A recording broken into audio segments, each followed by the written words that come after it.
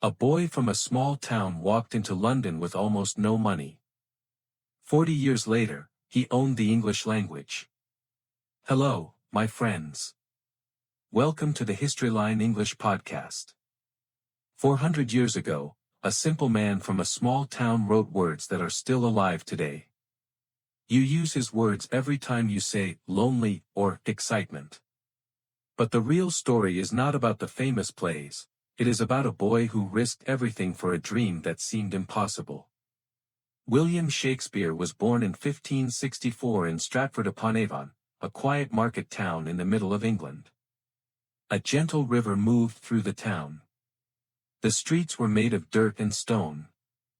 There were no cars, no electric lights, no telephones. People woke with the sun and worked until dark. Life was simple and very hard. His father, John Shakespeare, was a glove maker. He worked with leather every day, cutting and sewing with his hands. His mother, Mary Arden, came from a family that owned land. William was the third child, with 2 older sisters and later 3 younger brothers. The little house on Henley Street was always full of noise. When William was old enough, he went to the local grammar school. This kind of school was not like schools today. Boys studied mostly one thing, Latin. They read old Roman writers. They learned how words fit together like pieces of a puzzle.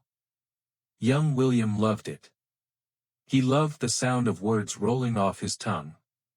He loved how a sentence could paint a picture inside his head.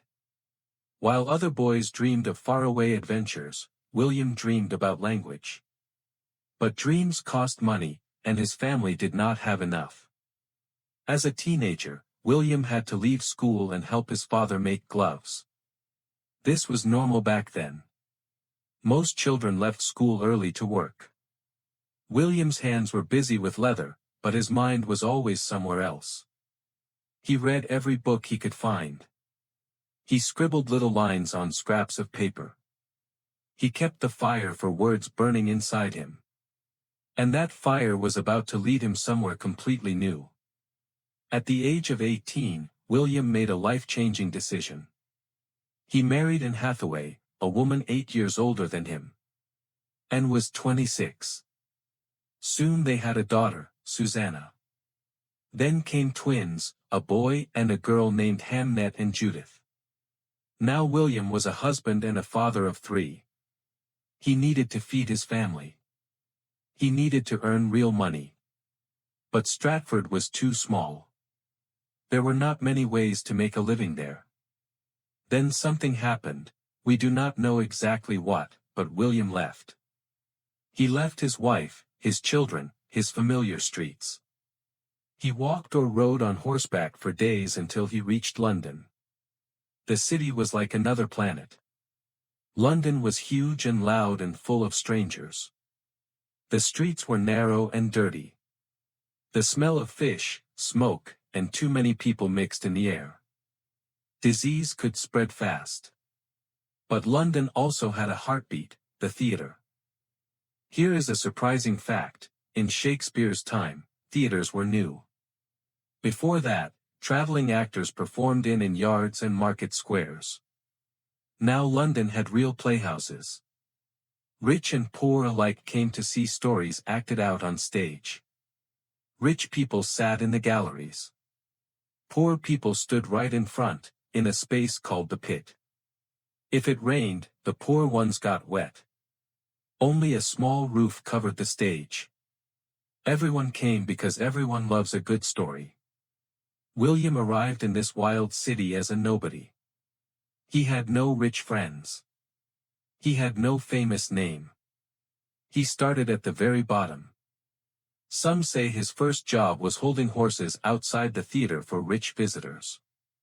Slowly he got work inside, helping actors with their clothes, fixing props, maybe speaking a tiny part. He watched everything. He learned how a play breathes, how a pause can make an audience cry, how a loud word can make them jump.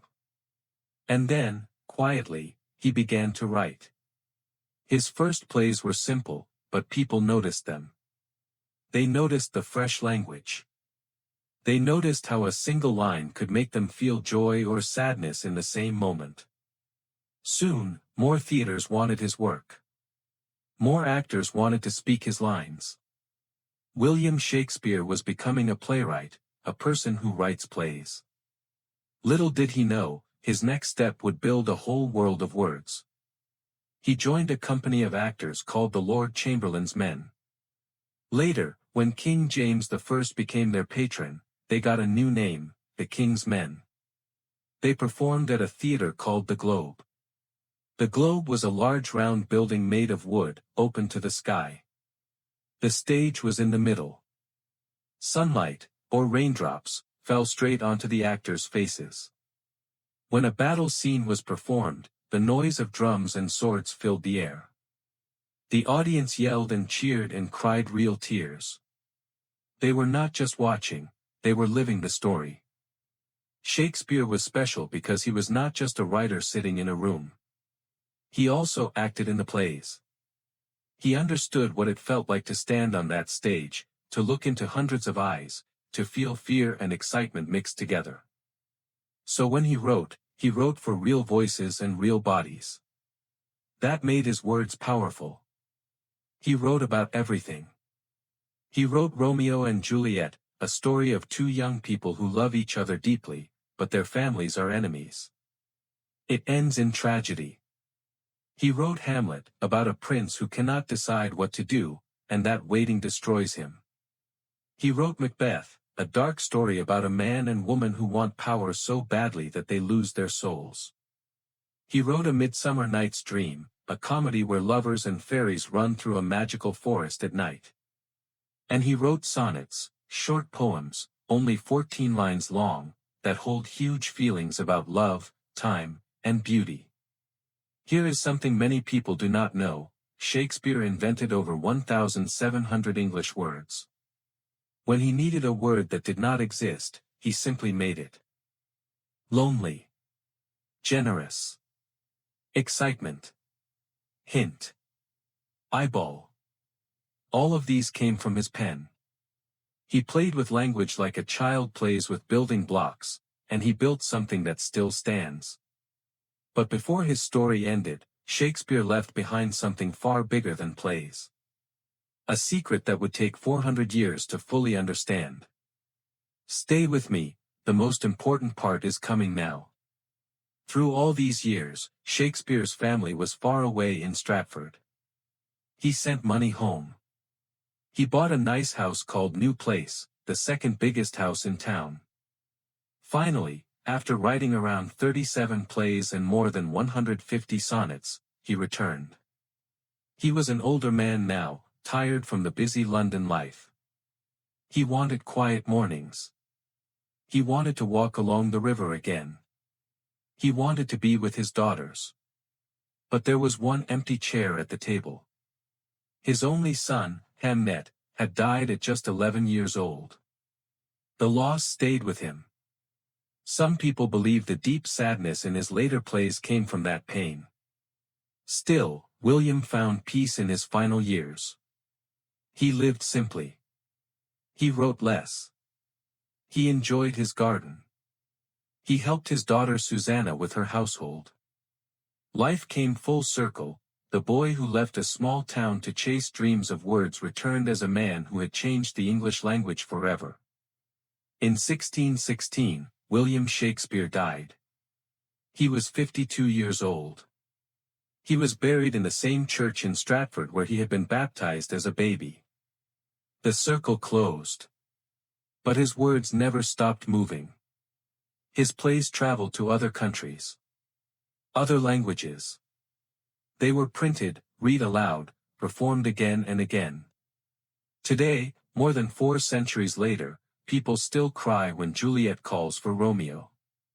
People still shiver when Macbeth sees a floating knife. People still laugh when the fairy Puck makes trouble in the forest. Why? Because Shakespeare understood something timeless. A mother's love in one country feels the same as a mother's love in another. Jealousy burns the same way in every heart. Hope looks the same in every pair of eyes. He took the biggest human feelings and put them into simple, beautiful words. And now, when we learn English, we are learning a language that his imagination helped shape. The word lonely, he gave us. We know that feeling. The word excitement. We felt it when we started learning something new.